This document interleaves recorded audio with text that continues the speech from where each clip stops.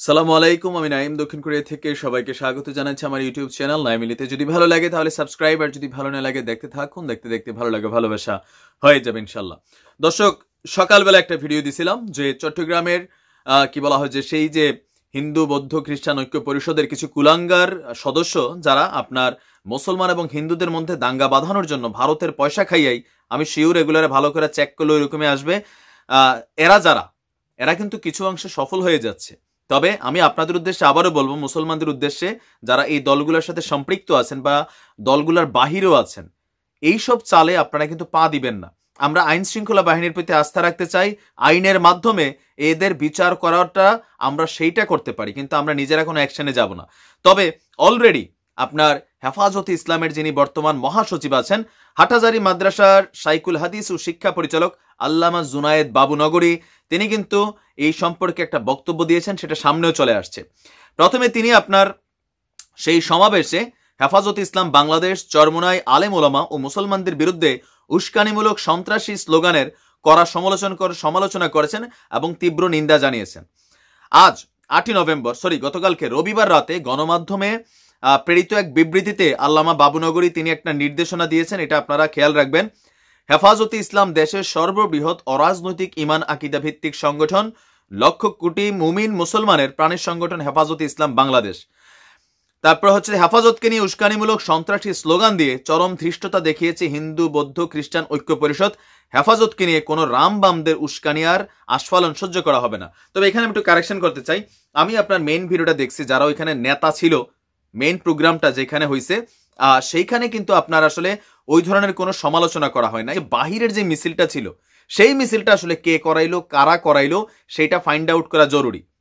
আচ্ছা, হুজুর আরো বলেছেন, কদিন আগে শাহবাগে বাম সংগঠনের অনুষ্ঠিত একটি সমাবেশে প্রগতিশীল গণসংগঠন সমূহ, এদের ব্যানারে উদীচী ছাত্র ইউনিয়ন, যুব ইউনিয়ন সহ কিছু সংগঠনের নেতাকর্মীদের একটি মশাল মিছিল শহীদ মিনারে যাওয়ার পথে হেফাজতে ইসলাম বাংলাদেশের বিরুদ্ধে ঘৃণা ছড়ানোর উদ্দেশ্যে বিদ্বেষ ও উস্কানিমূলক স্লোগান দিয়েছিল।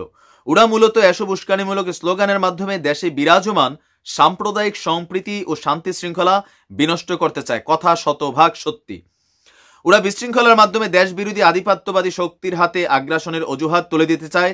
দেশের শান্তি শৃঙ্খলা রক্ষায় সরকারের কর্তব্য এসব উগ্রপন্থী সংগঠনের বিরুদ্ধে যথাযথ কঠোর ব্যবস্থা গ্রহণ করা।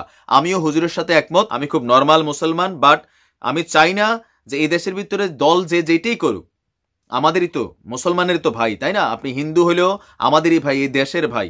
কোনো দলের ভিতরেই, কোনো ধর্মের ভিতরেই এই ধরনের ভেদাভেদ তৈরি করার পক্ষে আমার অবস্থান না, আর আপনারা এগুলো ঠান্ডা মাথায় চিন্তা করবেন। হুজুর আরো কিছু বক্তব্য দিয়েছেন। তিনি বলেছেন যে হেফাজতে ইসলাম বৃহত্তর অরাজনৈতিক ধর্মীয় সংগঠন। ইসলাম, মুসলমান, দেশ ও জাতির কল্যাণে সংগঠনটি শান্তিপূর্ণভাবে কাজ করে যাচ্ছে। হেফাজতকে নিয়ে বাম রামদের আস্ফালনের আড়ালে ইসলাম ও দেশ বিরোধী গভীর ষড়যন্ত্র নিহিত বলে তিনি মনে করেন।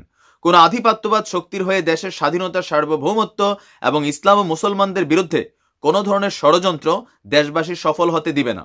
অনতিবিলম্বে এদের আস্ফালন বন্ধ করা না হলে তৌহিদি জনতা ইমান, ইসলাম ও দেশের শান্তি শৃঙ্খলা ও স্বাধীনতা রক্ষায় ষড়যন্ত্রকারীদেরকে এদের সমুচিত জবাব দিতে বাধ্য হবে।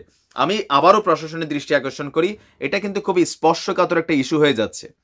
প্রশাসন যদি এদেরকে খুব দ্রুত গ্রেফতার না করে, তাহলে হবে কি যে একটা চক্র কিন্তু চাই এই দেশে, ধরেন ভারতের একটা চক্র আছে, পাকিস্তানের একটা চক্র আছে, যে এই দেশে একটা রায়ট ক্রিয়েট করা, আর সেটার জন্য সবচেয়ে সুন্দর কৌশল হচ্ছে ধর্মীয় অনুভূতির ভিতরে আঘাত করা। কারণ এই দেশে সংখ্যাগরিষ্ঠ মুসলমান, এটা হচ্ছে সবচেয়ে দুর্বল পয়েন্ট, যেখানে টাচ করলে মুসলমানরা জয়লা উঠবে।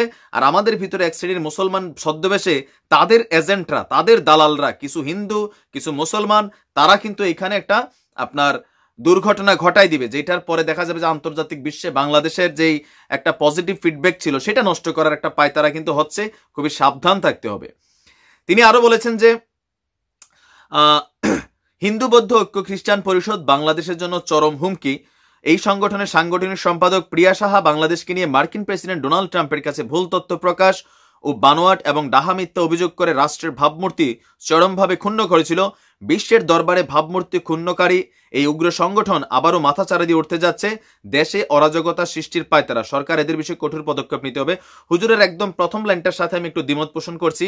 উইথ ডিউ রেসপেক্ট, সংগঠন যে কোনো কিছুই থাকতে পারে, প্রত্যেকটা ধর্মেরই একটা সংগঠন থাকতে পারে, এটাকে আমি খারাপ মনে করি না। তারা তাদের বিভিন্ন সমস্যা দেশের কাছে, সরকারের কাছে তারা বলতে পারবে। তবে হ্যাঁ, এই সংগঠন পরিচালনার ক্ষেত্রে যে নামগুলো আসছে, সেই মানে ইন্টারন্যাশনাল লায়ার তাই বাপ ডোনাল্ড ট্রাম্পের কাছে তাই তখন কইছিল ফকিন্নির জি ফকিন্নি, বাংলাদেশের সরকারের টাকা খাইয়া, রাষ্ট্রের টাকা খাইয়া আভিজাত্যপূর্ণ তাইতের জামাই 14 গোষ্ঠী ভোগ কইরা ওইখানে যে বলছিল যে আমরা 3.5 কোটি হিন্দু মেরে নিয়েছি, যেটা আমাদের পরিসংখ্যানের ভিতরে নাই, আদমশুমারিত নাই এই দেশে টোটাল হিন্দু 3.5 কোটি আছে কিনা।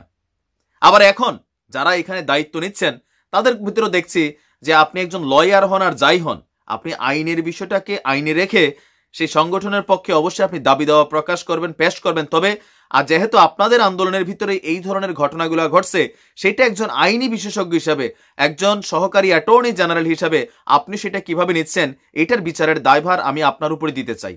যে যেহেতু আপনি একজন আইন বিশেষজ্ঞ, আপনার এই ধরনের বক্তব্যগুলো আপনাদের প্রোগ্রামেই, সেটা কি আদৌ বাংলাদেশের জন্য পজিটিভ নাকি নেগেটিভ, নাকি ফৌজদারি বা কোনো কার্যবিধিতে এটা আসলে অপরাধ বলে পরিগণিত হয় কিনা, আপনি তো অনেক বোঝেন, অনেক জানেন, এটা আপনার জন্য ছেড়ে দিলাম। হুজুর এখানে আর অনেক কথা বলছে, বাট আমরা এত কথার দিকে যেতে চাই না ভাই। বিশ্বাস করেন, আমি আমার প্রত্যেকটা ভিডিওতে কিন্তু বলতেছি, এই মুহূর্তে বাংলাদেশের ভিতরে ভারত এবং পাকিস্তানের কিছু এজেন্ট আছে। ভারতের এই এজেন্টরাও কিন্তু দেখতে মুসলমান, এরা দেখতে হিন্দু, দেখতে মুসলমান।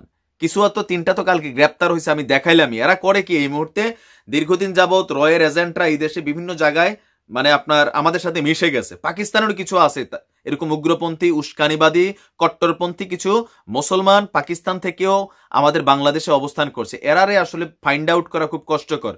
এরা এই দুই দেশের মানুষ, এরা কিন্তু এদেশে টাকা ইনভেস্ট করে।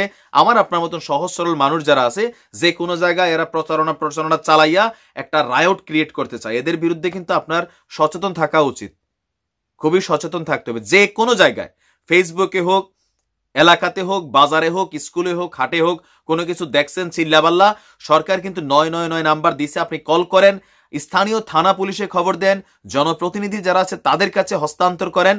কিন্তু ওই যে পুরো মাইরা ফেলা, এক গুজবে আরেকজনের বাড়িঘর জ্বালাই দেওয়া, আর সেইগুলাকে কেন্দ্র কইরা ভারতের টাকা কিছু খাইয়া এই দেশে এখন হেফাজত, তারপর অন্যান্য ধর্মীয় দলগুলাকে নিয়ে লাড়াচাড়া করা, সবগুলাই কিন্তু একটা অশুভ ইঙ্গিত দিচ্ছে।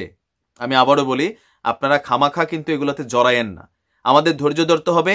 প্রথমত আমরা সরকারের উপর আস্থা রাখতে চাই, আইন শৃঙ্খলা বাহিনীর উপরে আস্থা রাখতে চাই। আইন শৃঙ্খলা বাহিনী এই যাবৎকালীন যেখানেই ধর্মীয় অবমাননার বিষয় আসছে, তারা কিন্তু খুব পজিটিভ ফিডব্যাক দিছে, অবশ্যই পজিটিভ ফিডব্যাক দিছে। তো যে কোনো ঘটনায় আইন শৃঙ্খলা বাহিনীর দ্বারস্থ হন।